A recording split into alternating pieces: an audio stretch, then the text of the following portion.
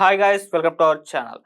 భారత్ దాడిలో పాకిస్తాన్‌కి చెందిన ఒక న్యూక్లియర్ సెంటర్ అయితే పూర్తి స్థాయిలో ధ్వంసమైనట్టుగా వార్తలొస్తున్నాయి. అయితే దీన్ని అఫీషియల్‌గా కూడా అటు భారత రక్షణ మంత్రి సలహాదారు కాందరే గారు కూడా అఫీషియల్‌గా ఒక ప్రకటన అయితే ఇవ్వడం జరిగింది. అంటే ఒక టీవీ ఇంటర్వ్యూలో చెప్పారు. పాకిస్తాన్‌లో ఉన్న ఒక న్యూక్లియర్ కమాండ్ సెంటర్ పూర్తి స్థాయిలో ధ్వంసమైపోయింది. ఆపరేషన్ సింధూర్‌లో భాగంగా అని కూడా ఆయన చెప్పారు. అయితే గతంలో ఈ వార్తలు అలా వైరల్ అయినప్పుడు కూడా అంటే ఆపరేషన్ సింధూర్‌లో భాగంగా ఇలా ఒక న్యూక్లియర్ సెంటర్ పాకిస్తాన్‌లో ధ్వంసమైందని జెప్పేసి అప్పుడు విస్తృత స్థాయిలో ప్రచారం జరిగింది. కాకపోతే దాన్ని అటు పాకిస్తాన్ తిప్పికొట్టింది. అసలు ఎటువంటి దాడి జరగలేదు.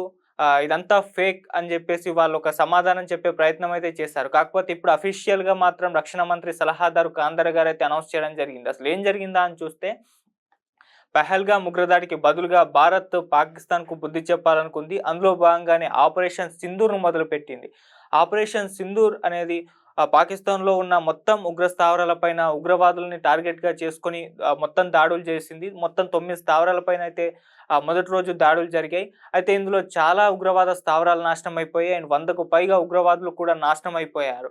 సో, ఆ రకంగా ఆపరేషన్ సింధూర్ ఫుల్‌గా విజయవంతమైతే అవ్వడం మనం చూసాం. ఆ తర్వాత భారత్ పాకిస్తాన్ కూడా ఏదో కౌంటర్ అటాక్ చేసే ప్రయత్నం చేసింది. డ్రోన్‌లు పంపించి పేల్చే ప్రయత్నాలు ఆ విధంగా చేయడం జరిగింది. అంటే ఒక యుద్ధ వాతావరణం అటు భారత్‌కు, పాకిస్తాన్‌కు మధ్య జరిగింది. యుద్ధం వస్తుందేమో అన్న అభిప్రాయాలు కూడా కలిగాయి. అంటే అటువంటి పరిస్థితి నెలకొంది.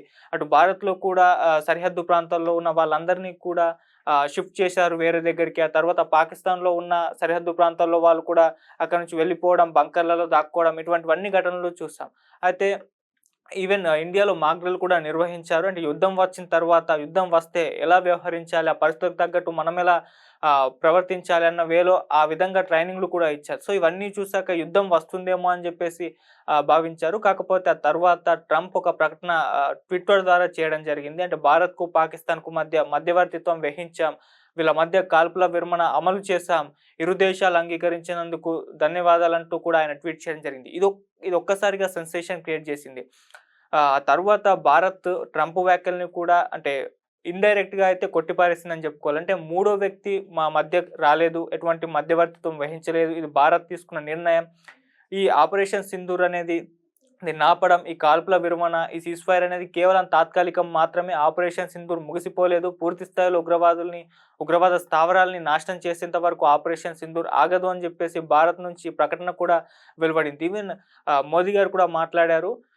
ఆయన మొత్తం ఉగ్రవాదానికి ఒకవేళ పాకిస్తాన్ మద్దతిస్తే పాకిస్తాన్నే లేకుండా చేస్తామని కూడా ఆయన చెప్పారు. రక్తము నీళ్లు ఒకే దగ్గర ప్రవహించవు.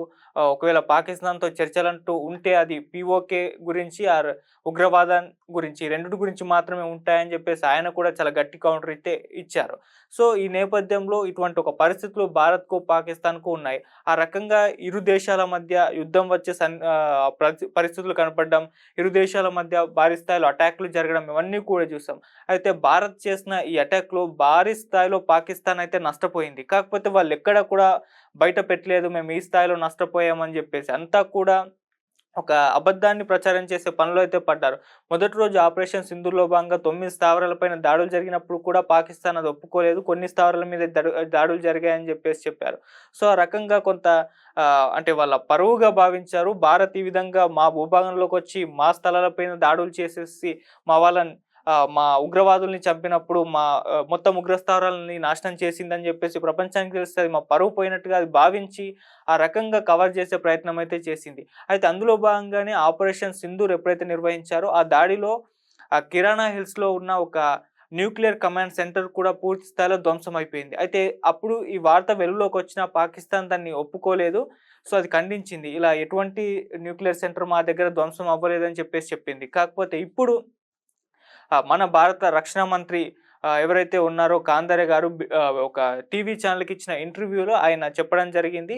పాకిస్తాన్‌లో ఆపరేషన్ సింధూర్‌లో భాగంగా కిరాణాస్‌లో ఉన్న ఒక న్యూక్లియర్ కమాండ్ సెంటర్ ధ్వంసమైపోయింది. అయితే మేము దీన్ని కావాలని టార్గెట్ చేసి ధ్వంసం చేయాలి అని చెప్పేసి భావించలేదు. అది ఆపరేషన్ సింధూర్‌లో భాగంగా ఆ విధంగా ధ్వంసం అయిపోయిందని చెప్పేసి ఆయన ఒక ప్రకటన అయితే జారీ చేశారు. ఇప్పుడు ఇది హాట్ టాపిక్‌గా మారిపోయింది.